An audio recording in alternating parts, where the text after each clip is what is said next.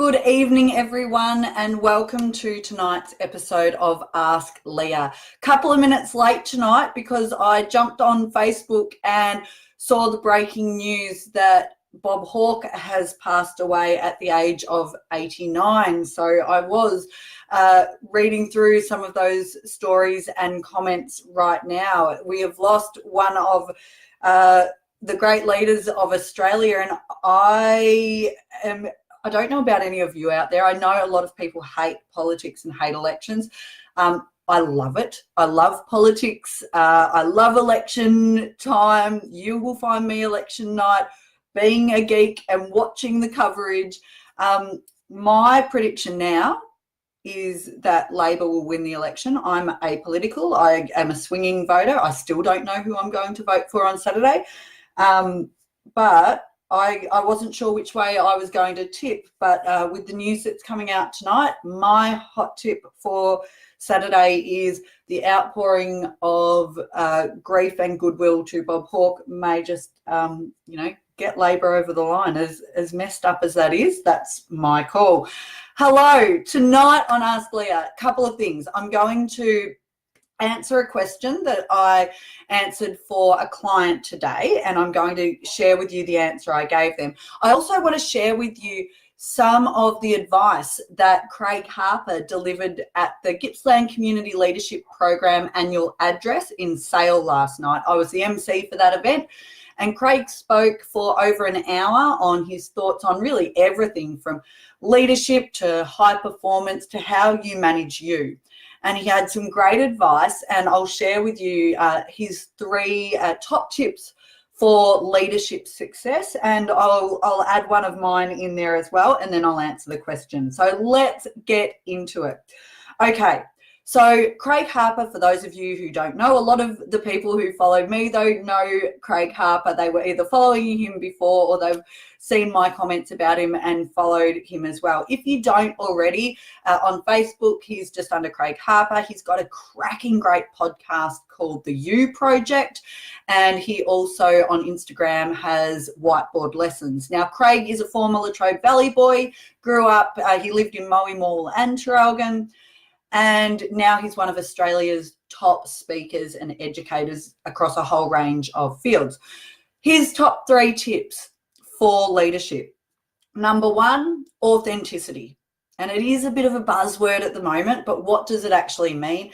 It means being true to you, being true to your values, being who you are as a leader, and bringing your whole self to the role, not, trying to hide behind this wall of I am, the unbreakable leader. I don't have any vulnerability. I don't show my humanity. So it's being true to you, and it's owning it when you stuff up. It's, showing that human side as well. Number two, be willing to unlearn. This is a great tip for leaders and for all of us, really. And it goes to that idea of we all have opinions, we all have ideas on what we think is right.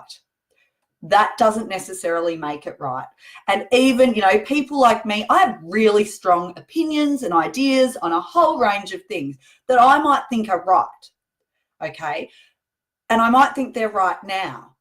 But then something might change down the track, research might come out, and it might force me to consider, are my beliefs really true? Or do I need to unlearn something that I have, believed with all my heart is true, and then I have to unlearn? And of course, the example Craig used, he's from the fitness industry, was the advice they used to give to people on what to eat. We used to teach people that healthy eating pyramid for those of my generation who were brought up on that as well, which was you eat a whole heap of carbs and not much fat. And it's pretty much the reverse is what they tell us now. So be willing to unlearn.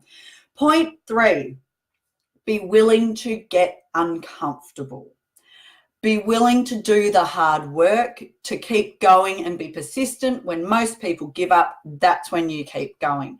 And the example Craig used was another great one. And he spoke about the number of people that speak to him. And I must say, I get this too. People who see me public speaking and they say, Leah, I hate public speaking.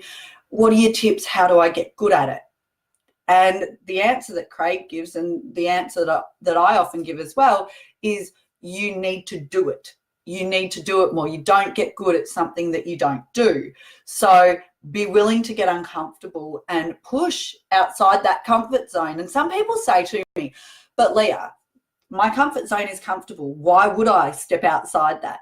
And to those people, I always say, yeah, your comfort zone is comfortable.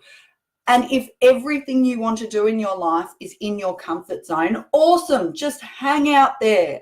But for most of us, there are a whole heap of things that we want to do in our life that are outside our comfort zone, that are a bit scary. And if we're never willing to push outside the comfort zone, we'll never do those things. And some of you might be like, yeah, I'm cool with that. Again, that's fine. No judgment from me. Personally, though, when I am in my last days looking back at my life, I want to be able to look back and go, she had a crack. She had a crack. I tried the things I wanted to. Sometimes I fell flat on my face. Sometimes I kicked the goals, but I gave it a crack and I had a try. So be willing to get uncomfortable. Hey, Bryce, how are you going? The fourth point is one that I want to add. And Craig does talk a bit about this as well. It wasn't in his top ones last night, but I really want to add it. And it's, for those of you who have read my book, it's very much in that line. Every time I'm brought in to train people on whether it's effective communication, whether it's leaders on how to have difficult conversations, because I'm often brought into organizations to help with that, help with culture, developing a culture in an organization. And when people ask for my top tips around leadership, it's really simple. It starts with you. You have to lead yourself before you can even try to lead other people. So I often have a few leaders caught off guard when I start work with them, because they bring me in and say, you need to help me fix them being the staff, or, you know, we've got a staff issue. It's all about them. And they're fully in deny, blame, justify mode. It's everyone else's fault. Why do I just have all these silly people working for me? And, you know, to be honest, I've had a leader say that to me. How can you teach my staff to be less dumb? That has come out of the mouth of one leader that I haven't worked with, and I don't think I will be. And my response to these people is always about them. And it doesn't mean I'm blaming them or that there's not staff issues as well, because quite often there is. However, you can't try to lead other people unless you first lead yourself. So what's your mindset like? How are you behaving? You know, you've got this idea of how you want your staff to communicate, or how you want your colleagues, those of you who aren't leaders, how you want the people around you to communicate. The first question is, are you communicating like that yourself? Because if you're not, you can't expect that of other people. So it really does start with you. It starts with self-awareness and having an understanding of what other people's perception is of you. And this is really interesting. This is something that I've done before. I write about it in my book and I speak about it a lot. Is for those of you who are feeling really brave and want to be working on your self-development and being a better leader, or being just a better person in the workplace and your personal life, improving your self-awareness really is key. And you might think that you're a pretty awesome person, or that you're a pretty good communicator, you're approachable, but that's your perception, and other people's perception might be different. So how can you find out what other people think of you? You can ask. And this is scary, and I know it's scary. So you only do this if you are feeling okay with yourself, okay? You have to be at a point where you're strong enough to take the feedback that you seek. And what I encourage you to do is be selective, pick a handful of people or even more who you want to seek feedback from. And you pick people who you trust, you admire, but you also know they're not just going to tell you what you want to hear. They are going to give you honest feedback. And you reach out to those people, whether it's through email or in person. I often find through email initially is a great way. It just gives them the distance if they want to think about it. And you tell them, you know, hey, I'm working on my self-awareness. I'm really working on developing myself. And one of the things I want to do is have a better understanding of how other people perceive me and where I can improve. So what I'd love you to do is send me some feedback on the areas you think I could improve. Essentially, I want you to highlight what you perceive to be my weaknesses. Now, you might ask for your strengths as well. When I did this activity last year, I actually just asked for my weaknesses. It was such a valuable experience because people were brutally honest in, you know, the feedback they gave me, but that's what I'd asked for. So you can't get mad. You don't have to agree with it all, but you can't get mad at these people if you've really genuinely sought it. Here was the interesting thing. When I read the feedback, none of it came as a surprise. Okay, none of it was a surprise. I knew all of it. So tick for my self-awareness, but here's the thing. If I know that's an issue for me and other people can see it as well, that's the kick in the bum to go, Leah, you need to work on this. Now, last night at Gippsland Community Leadership Program's annual address, I had a leader that I spoke about this with recently come up to me during the night and say he actually has done this recently. He decided, yep, I'm going to reach out and ask people for feedback. And he said, you know what, the feedback I got, I wasn't expecting. And he said it was hard to read, but it was so beneficial because now I know. And it really is such a valuable exercise because so many people are applying for promotions and getting knocked back and sitting there going, I don't know why I'm not getting where I want to get.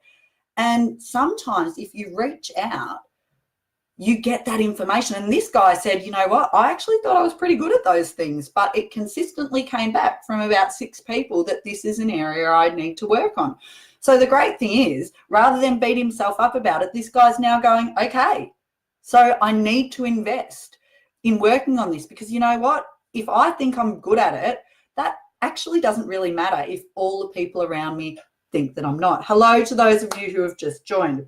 All right. The question I want to answer tonight, I've had a few conversations with people on some really difficult topics this week. One that I had today was someone seeking advice ahead of a meeting that they've got coming up. And it's a really tough situation in a workplace and it has to do with bullying. And this person is involved in the situation and is going to be speaking at a meeting about it and, you know, was after some insight on how to prepare for that. And my top advice was this: anytime you are going into a difficult conversation where emotions are high and, you know this conversation's coming up, it's a meeting, so you're preparing for it. A lot of people come to me with pages of notes and they say, you know, I've done all of this thinking and I've got these pages of notes. And here's the thing, if you have pages of notes, it's like when you go into an interview. If you are relying on that, it won't actually reassure you. It will make you flustered and nervous because they'll ask you a question and you'll be trying to scuttle through all of your notes and then panicking, where's that bit? What is it actually about? So here's what you do. And here's what I encourage this person to do today. I said, as hard as it is, sure, get your notes, get all your thoughts down, read through it, and then you need to pull back and ask yourself this question: what is this really about? It's an old journo trick. It's what all the journalists do when, you know, you've gone out and you've interviewed someone for a story and you're racking your brain going, what's the angle? How do I start this story? That's the question you ask. What is this really about? You know, what's the most interesting angle? How do I sum this up? And that's what we need to do before difficult conversations. What is this really about? Because if you can't articulate that and sum it up, you're not really ready to have the conversation yet, okay? And if you can summarize it and put it to the barbecue test, as I tell people, how would you explain it to a mate at a barbecue, beer in hand on a Sunday afternoon, and they say, what's this about? How would you explain it and summarize it? So through chatting with this person, I said, you know, if we were to pull back and summarize what this allegation is actually about, what this situation is about, you know, when we got down to it, it's about the fact that the behavior of a couple of individuals is having a significant impact on the health and well-being of their colleagues, and that's therefore impacting workplace culture, which means people aren't able to do their best for the customer. Okay, so it's actually behavior impacting people's health and well-being, having a huge impact on staff, then impacting the overall workplace culture. And actually, the reason this person has raised the issue, it's not a personality thing. It's about they want the best workplace for them and their colleagues. They want to come to work and love it. They want to be able to deliver the best for their customer. That's what it's about.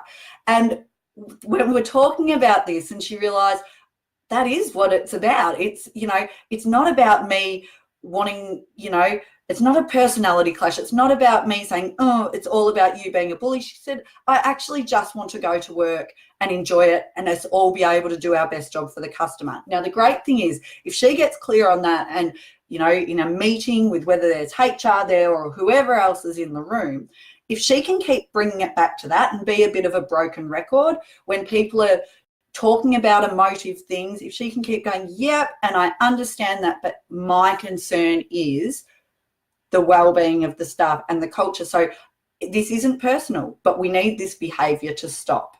Okay, she's going to have a chance of being heard, because the risk in these situations, when you've got your pages of notes and it's an emotive topic, you get in there, they ask you a question, you burst into tears, you're shuffling through the paper, you're trying to get your point across, and you walk out at the end going, shit, I didn't even convey what it was I wanted to say. So again, if one of the great things you can do, it doesn't have to be with someone like me, you know, a trusted friend, to say, what is this actually about? And, you know, back and forth with them until you can really nail it down. Short, sharp, succinct. On that note, I'm going to wrap up now. I hope you all have a great night. I am about to cook another batch of yo-yo biscuits. So if you are looking for somewhere to vote on Saturday, I highly recommend the Willow Grove voting station, the polling station. Even just come out for a drive. We have a combined primary school, kinder and playgroup bake sale again. Anyone who's been out to our bake sale before knows it's awesome, and there's beautiful homemade goodies. So come out, vote here, have a walk around the lake. The forecast is gorgeous. Cheer on Hill End and have a cracking weekend. And for the people who love elections like me, happy election night for Saturday night. Cheers, everyone.